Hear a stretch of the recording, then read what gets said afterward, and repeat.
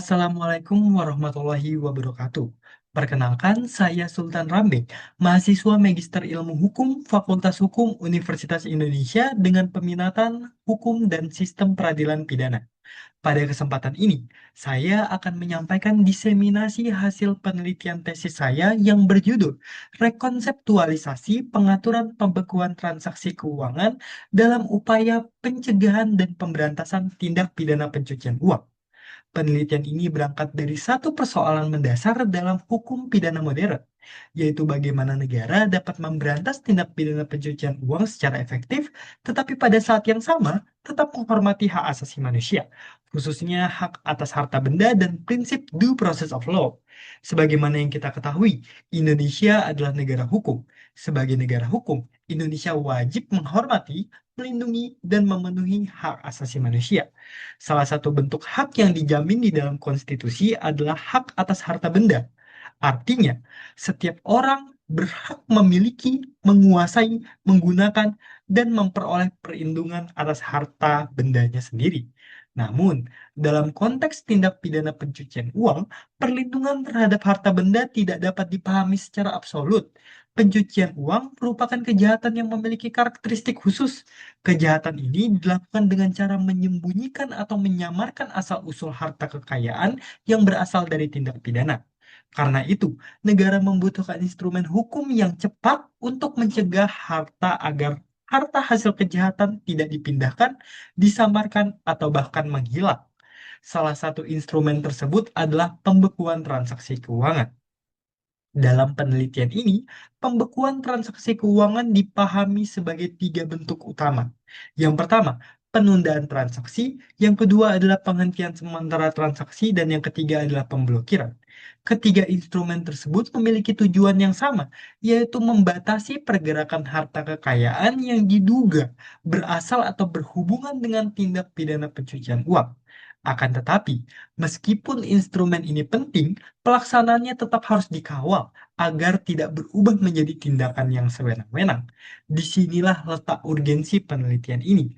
Pembekuan transaksi keuangan memang diperlukan untuk mencegah dan memberantas tindak pidana pencucian uang, tetapi kewenangan tersebut juga berpotensi membatasi hak seseorang atau bahkan badan hukum atas harta bendanya. Oleh karena itu, pengaturan harus dirancang secara proporsional, accountable, dan tetap memberikan ruang perlindungan bagi pihak yang terdampak.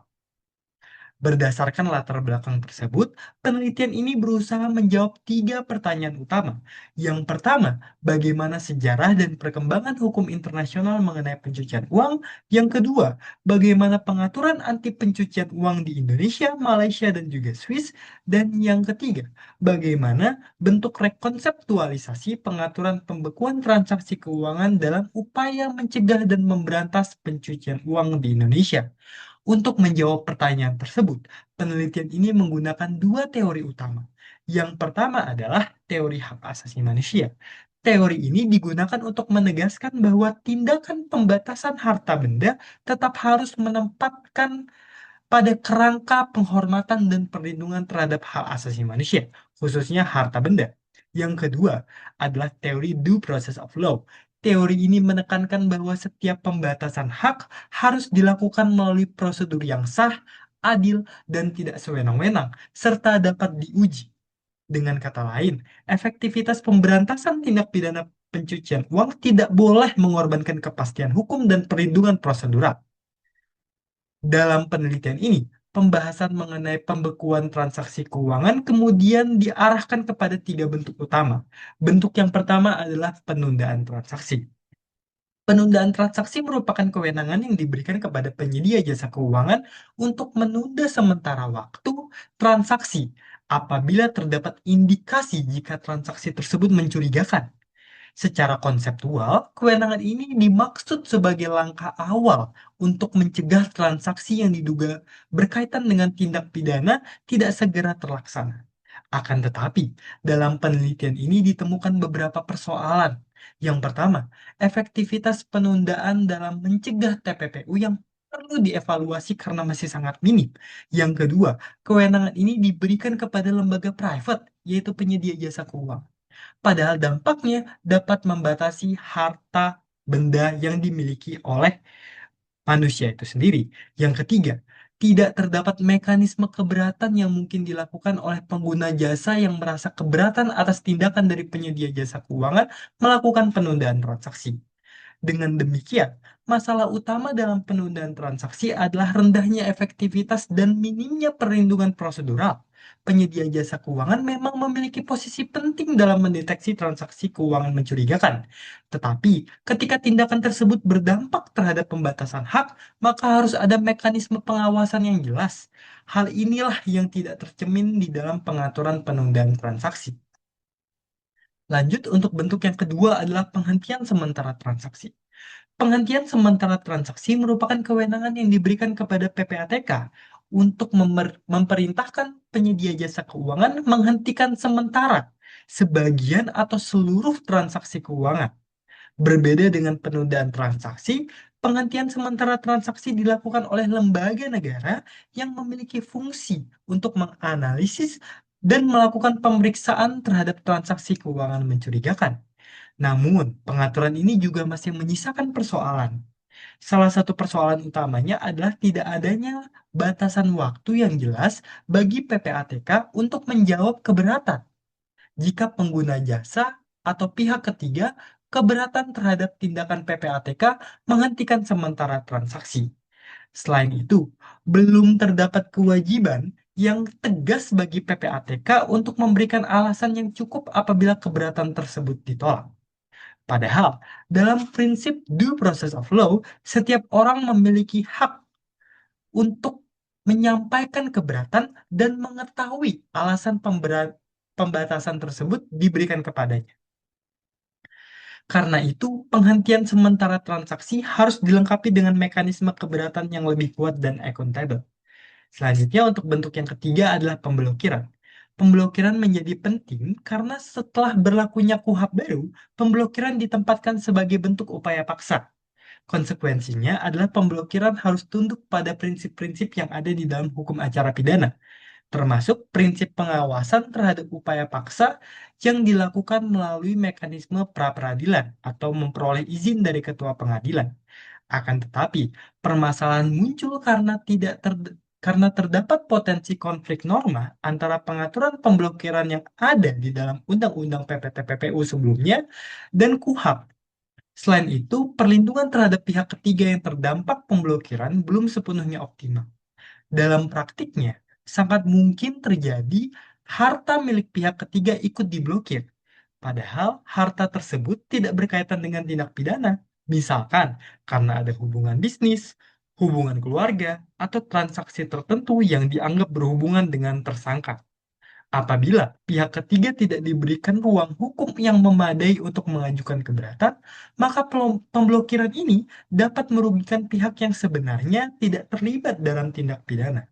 Oleh karena itu, penelitian ini menekankan bahwa perlindungan pihak ketiga haruslah diperkuat. Pihak ketiga perlu diberikan dasar hukum yang jelas untuk menguji tindakan pemblokiran melalui pra-peradilan apabila harta bendanya yang tidak berkaitan dengan tindak pidana diblokir.